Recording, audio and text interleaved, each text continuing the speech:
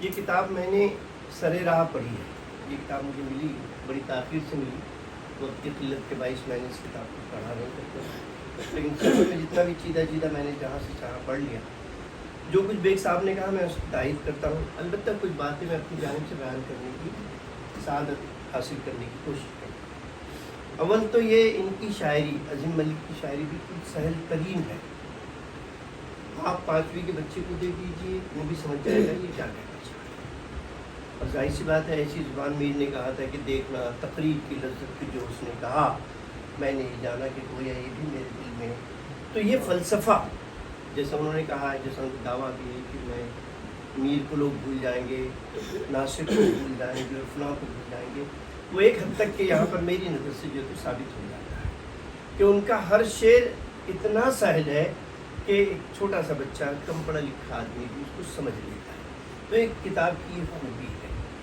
دوسری بات یہ ہے کہ اس میں تقریباً ہر موضوع پر شعر ہے.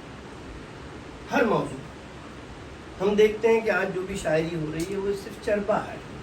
شاعری تو بہرحال میر کر چکے، غالب کر چکے، مصفی کر چکے، ہو چکا وہ سب. ہم جو کچھ بھی کر رہے ہیں ایک لباس نیا سلتے ہیں اور اس کو پہنا دیتے ہیں اس خیال کو، اور وہ شعر ہم خود موضوع کرتے ہیں، خوش ہوتے ہیں کہ ہم نے شعر اچھا کیا.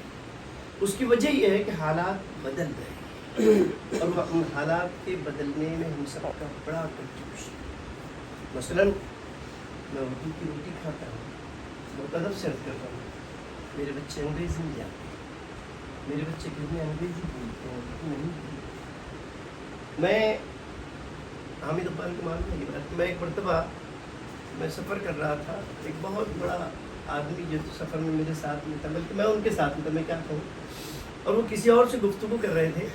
اس میں ایک اور شخص تھا جو بہت بڑے شاعر کا لڑکا تھا. تو گفتگو میں انہوں نے کہا کہ آپ اپنے اردو کی شاعری تو پڑھ لیتے ہو. سوری انکل مجھے اردو نہیں. اور اس شاعر کی پوری بلڈنگ وہ جو بنیاد سے لے کر تو ٹاپ تک صرف اردو پر ہے، باقی دوسرا کچھ بھی. تو یہ دوغلا پن، بہت ادب سے یہ دوغلا پن ہماری شاعری کا ستیہ ناش کر کے چھوڑ دیا. اردو ادب کا بالکل ایک دم تیا پانچا کر کے چھوڑ دیا، کیونکہ ہم منافق ہو چکے ہیں. اور ہم نے یہ طے کر لیا، بلکہ سمجھ لیا ہے کہ اردو پڑھنے سے ہم کو نوکری نہیں ملے گی. ہم سے کہا گیا بچپن میں کہ بھی آپ نوکر کیوں بننا چاہتے ہیں، مالک کیوں نہیں بننا چاہتے ہیں. ہماری پوری تعلیم یا تو اردو میں ہوئی یا عربی میں ہوئی یا فارسی میں.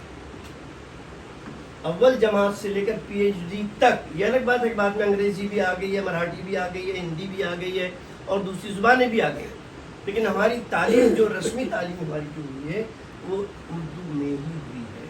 اور یہ میری خوش بختی ہے کہ میرے بچے ہیں، یہ سب کو بلکہ جو لوگ میرے قریب وہ جانتے ہیں کہ میرے بچے اردو میڈیم میں پڑھے ہوئے ہیں، اعلیٰ عہدوں پر فائز ہیں، اور سارے کے سارے میرے بچے میونسپلٹی میں پڑھے ہوئے ہیں. آج بھی میری سب سے چھوٹی بیٹی جو میرے آپ جانتے اچھی ہے، اس کے سرانے جب تک کہ کوئی اردو کی کتاب نہیں، خواہ وہ مذہبی کتاب ہو، لیکن اس کے سرانے کتاب ہوتی ضرور ہے.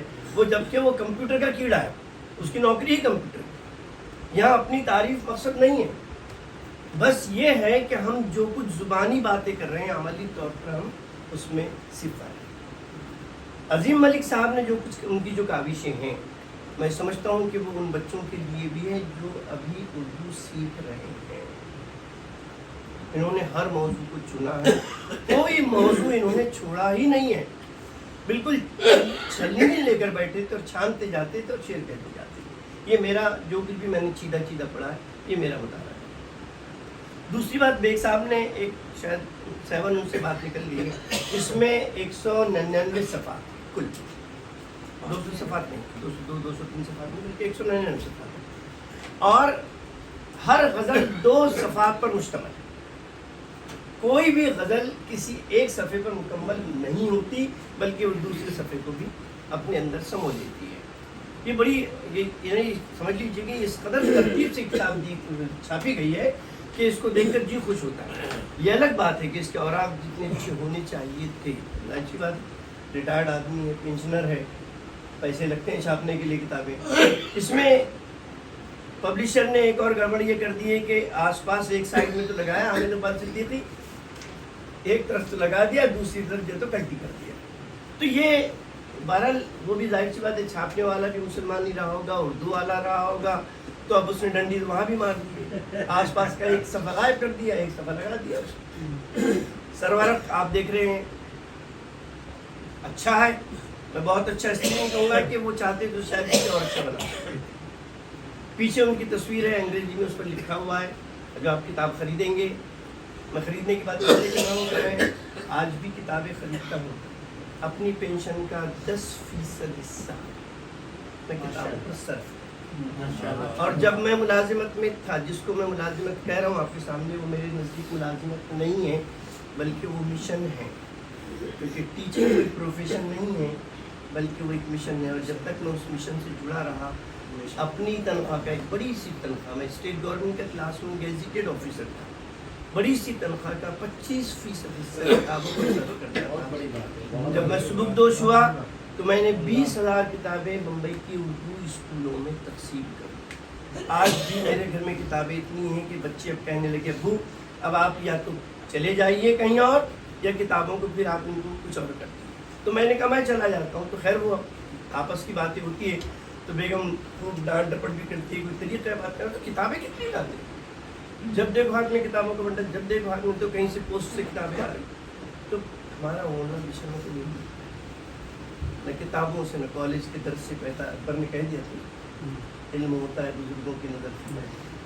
तो ये जो कुछ भी आज हमारे पास में है वो ऐसी ही किताबों की वजह से है। लेकिन अब मैं अपना शेर सुना करके बात मुकम्मल करता हूँ कि किताबें देखते रहने से कुछ नहीं,